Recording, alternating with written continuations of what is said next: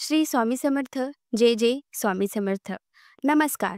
तुम्हा सर्वांचे आपल्या स्वामी आई या स्वामीमय चॅनलमध्ये मनापासून स्वागत आहे. स्वामींच्या कृपेने नेहमीच तुमच्या आयुष्यात सुख, समाधान आणि आनंद असावा इतकीच मी आपल्या स्वामींच्या चरणी प्रार्थना करते आणि आपल्या आजच्या या नवीन आणि सुंदर व्हिडिओला पुन्हा एकदा नव्याने सुरुवात करते. भक्तांनो, आज मी तुम्हाला आपल्या स्वामीमय चॅनलमध्ये लोहा येथे राहणाऱ्या स्वामीच्या परमभक्त ताई सौ लक्ष्मी टकले या ताईंचा अत्यंत रोमांचक, प्रत्येक स्वामी भक्ताला थक्क करणारा दिव्य अनुभव सांगणार आहे. जेव्हा सर्व संपल्यासारखे वाटते, कुठेतरी आयुष्यच नकोसं वाटते, तेव्हा स्वामी भक्तांच्या आयुष्यात कसे येतात आणि याच भक्तांच्या आयुष्यात चमत्कार करून नशिबाचे फासे कसे बदलवून टाकतात, हे आज सर्वांना या अनुभवातून पाहायला मिळेल. फक्त त्यासाठी आपला आजचा हा व्हिडिओ शेवटपर्यंत पहा आणि जे कोणी आपल्या चॅनलवरती नवीन असतील त्यांनी आपल्या चॅनलला सबस्क्राईब करा, कारण तुम्ही आपला चॅनल सबस्क्राईब केल्यामुळे मी पुढचे जे काही व्हिडिओ बनवीन त्यांचे सर्वात पहिले नोटिफिकेशन हे तुमच्यापर्यंत पोहोचेल. तर भक्तांनो, सुरुवात करूयात आपण आपल्या आजच्या या नवीन आणि सुंदर व्हिडिओला. पुढील हा संपूर्ण अनुभव या ताईंच्याच शब्दात. ताई म्हणतात, उगाची भीतोसी पै हे पळू दे, जवळी उभी स्वामी शक्ती कळू दे. या वाक्याची प्रचिती देणारा माझ्या आयुष्यातील हा सर्वात मोठा प्रसंग.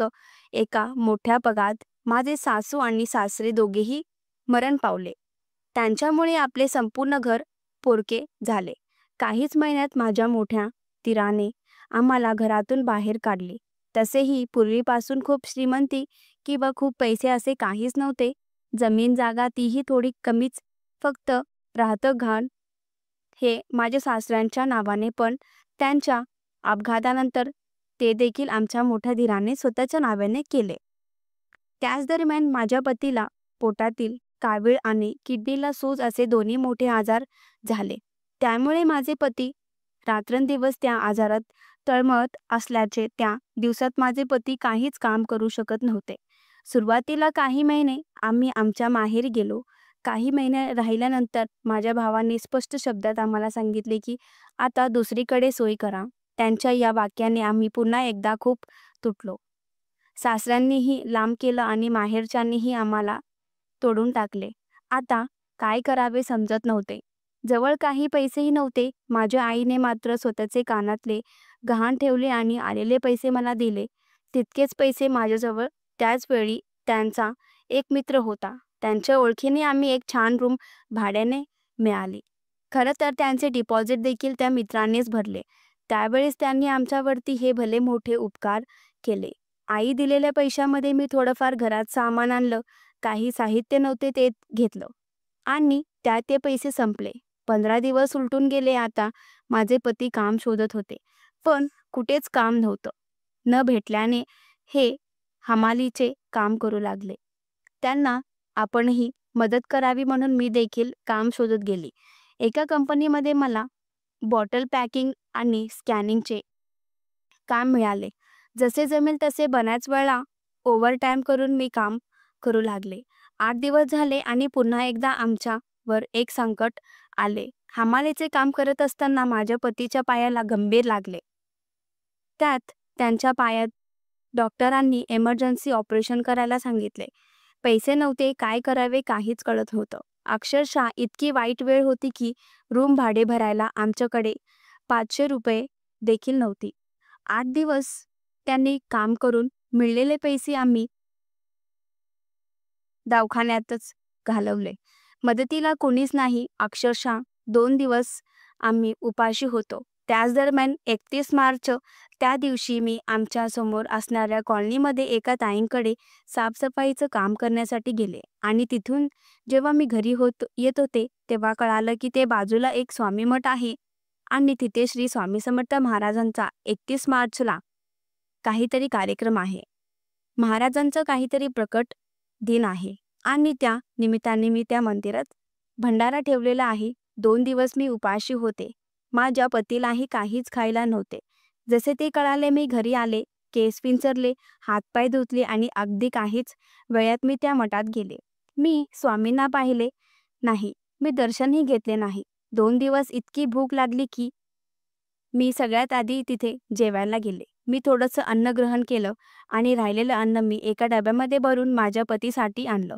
माझ्या पती देखील ते अन्न खाल्ले. त्यासोबत त्याने काही भक्त आले होते आणि त्यांनी काही ग्रंथ तिथे असणाऱ्या गरीब लोकांना दान केले. त्या ग्रंथात स्वामींचा एक फोटो होता. अत्यंत छोटा असणारा फोटो, मात्र त्यावर "भिवू नकोस, मी तुझ्या पाठीशी आहे" हे वाक्य दिले होते. त्यासोबत बेसनाचे लाडू आणि बुंदी देखील होती. जेव्हा मी हे ग्रंथ आणि जेव्हा मी ते नैवेद्य पॅकेट फोडले, माझ्या पतीलाही थोडे खायला दिले, तेव्हा त्यावर असणारा हा फोटो मी बघितला. माझ्या पतीलाही दाखवलं आणि तेव्हा मी त्यांना सांगितलं, "हा कुठला देव जो स्वतःचं म्हणतो, भिवू नकोस, मी तुझ्या पाठीशी आहे?" माझे पती श्री स्वामी समर्थ महाराजांना ओळखत होते, कारण लहानपणापासूनच 2 ते 3 वेळा त्यांचे अक्कलकोटला जाणे झाले होते. त्यावेळेस त्यांनी मला सांगितलं, "हे कलियुगी पुरुष आहे." आणि खरंच ते असतात. हे श्री स्वामी समर्थ महाराज अक्कलकोटचे आहेत आणि आपल्याकडे असंख्य भागात त्यांचे मठ आहेत. त्यांची सेवा केली तर ते अशक्यही शक्य करतात. बस इतकेच ते काही वाक्य मी माझ्या पतीच्या तोंडातून ऐकले. तो फोटो मी व्यवस्थित माझ्या भिंतीवर चिटकवला आणि त्या दिवसापासून श्री स्वामी समर्थ महाराज हा जप करू लागले. त्यानंतर दुसऱ्याच दिवशी मी स्वामींच्या मठात गेले आणि मठात जाऊन मी स्वामींचे दर्शन घेतले. का माहिती नाही, डोळ्यात खूप पाणी आले आणि त्यावेळी स्वामींना माझे हे दिवस बदलावा एवढेच मी सांगितले. त्यानंतर मी महाराजांना मुजरा केला आणि मी पुन्हा रूमवर गेले. माझे पती हे बेडवर झोपूनच होते, कारण त्यांच्या पायाला दुखापत होती. ऑपरेशनसाठी पैसे कुठून आणायचे या विचारात असतानाच मला त्या स्वामींच्या मठात असणारे जे जोशी काका ब्राह्मण होते त्यांनी तारक तीर्थविषयी सांगितले. त्यांनी सांगितलं, कुणी कितीही आजारी असेल तर हे तारक तीर्थ पिलं तर आजार नाहीसा होतो. मी तितकेच लक्षात ठेवले. घरी घेऊन मी तारक तीर्थ बनवले. त्या दिवसापासून सकाळ, दुपार आणि संध्याकाळ सलग 7 दिवस मी माझ्या पतीला फक्त तारक तीर्थ देत होते. शिवाय मठात स्वामींची विभूती आणली. पतीच्या कपाळाला आणि पतीच्या पायावरती थोडीशी विभूती लावली. 7 दिवस झाल्यानंतर 8व्या दिवशी आम्ही हॉस्पिटलला गेलो होतो. नव्हते ते पैसे मी जवळ घेतले. हॉस्पिटलमध्ये गेल्यानंतर डॉक्टरांनी माझ्या मिस्टरांच्या पायाचा MRI काढायला सांगितलं. MRI काढून आणला तेव्हा डॉक्टर देखील चकित झाले. डॉक्टर म्हणाले, "इमर्जन्सी ज्या माणसाचं ऑपरेशन करायचं होतं त्या माणसाचं पाय इतकं कव्हर कसं झालंय?" डॉक्टर म्हणाले, "खरंच काहीतरी 8 दिवसात चमत्कार झाला असावा. आता ऑपरेशनची गरज नाही." तो पहिला माझ्या आयुष्यातील माझा स्वामी अनुभव होता. मग आम्ही घरी आलो. कसे तरी काहीतरी लोटले. मी आणि माझे पती आम्ही दोघेही स्वामींची सेवा करू लागलो. आता माझे पती एक कंपनीमध्ये स्कॅनिंगच्या कामाला जॉईन झाले, तर देखील दुसऱ्या एका कंपनीमध्ये पॅकिंगच्या कामासाठी जॉईन झाले. जास्त काही पैसे किंवा खूप काही पगार असे काहीच नव्हते. 6 महिने आम्ही दोघींनीही कंपनीमध्ये मन लावून काम केले.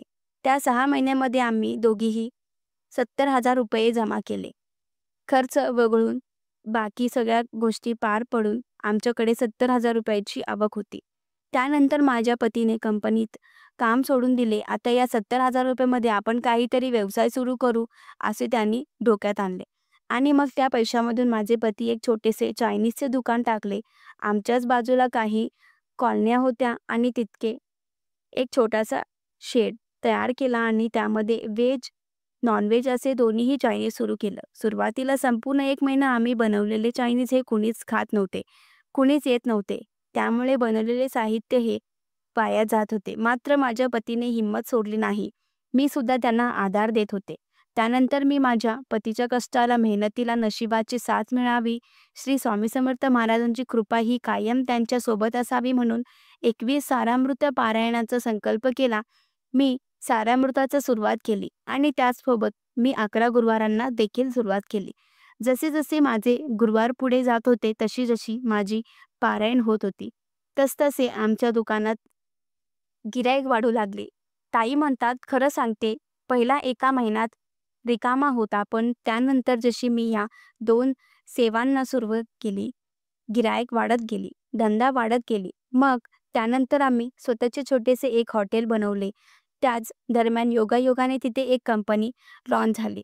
त्यामुळे त्या कंपनीतील वर्करांचे नाश्त्यांचे डबे देखील आम्हाला मिळू लागले.